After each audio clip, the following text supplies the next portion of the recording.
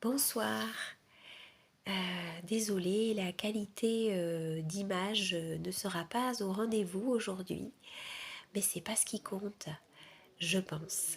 Ce qui me fait sourire, c'est que je vois des clés derrière moi et justement, j'étais en train de me dire, ah ben ça c'est une clé que j'aimerais transmettre. Alors je trouve que c'est un joli clin d'œil, voilà. Euh, Ceci étant dit, donc ben, je suis rentrée en communication de façon spontanée, hein. Moi, souvent, je vois ce qui vient à moi. Je cherche pas forcément à communiquer avec quelqu'un en particulier, à part avec Mère Marie. Ça, je le fais souvent quand même volontairement. En tout cas, ben, c'est un esprit de la montagne qui est venu à moi et j'ai trouvé que la façon qu'elle avait de nous parler de nous était fort intéressante pour nous aider à nous comprendre nous-mêmes par rapport à notre placement vis-à-vis de la nature et vis-à-vis de nous-mêmes, tout simplement. Donc la façon qu'a de se présenter cet esprit de la montagne,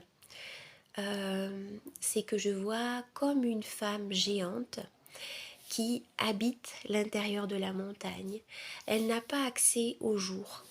Et elle m'explique que pour avoir accès à la lumière, eh bien, elle peut passer par l'intermédiaire des sources d'eau, hein, qui la traversent et par le biais de cette eau qui va sortir de terre, alors elle va recevoir la lumière. C'est une façon pour elle parce qu'elle a quand même besoin de recevoir l'énergie de la lumière, hein, que quelque chose qui vient ben, d'une autre forme d'énergie euh, arrive jusqu'à elle.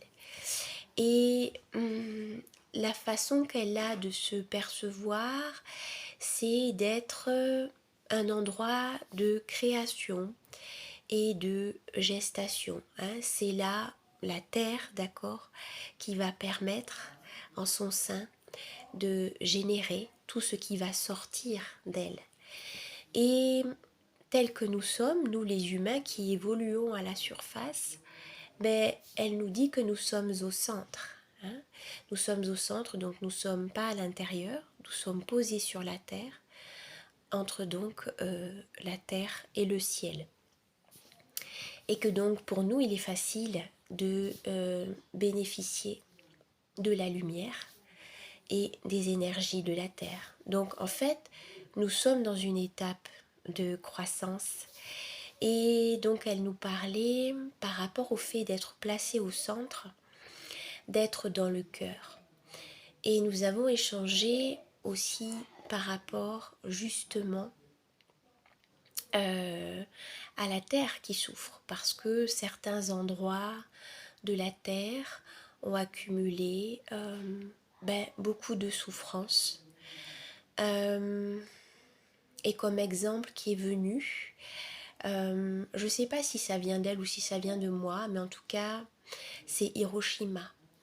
Et Hiroshima, ce qu'on m'a montré, c'est qu'il y avait eu une intervention galactique et qu'ils avaient placé pour moi ce qui ressemble à une énorme pierre sous la terre. Il y a, là où il y a eu, je pense, l'impact, hein, d'Hiroshima. Et l'idée de cette pierre, ce qui m'a été dit, c'est que ça va équilibrer, hein, ça va remettre de l'équilibre dans cet endroit. Et ce que m'a expliqué finalement cet esprit de la montagne, c'est que nous, afin de trouver l'harmonie en nous-mêmes et de remettre de l'harmonie entre nous et la terre et de remettre de l'harmonie sur les endroits de la terre qui ont été lésés, blessés, malmenés, hein, que ce soit de notre fait ou pas, eh bien c'est tout simplement d'être dans le cœur, que c'est ça qu'il y a à faire, de nous placer dans notre cœur. Et se mettre dans le cœur, c'est pas si compliqué d'après moi. Il suffit de prendre quelques inspirations. Et peut-être justement de penser à quelque chose qui a du cœur pour moi, comme un arbre. Moi je l'imagine souvent un grand chêne.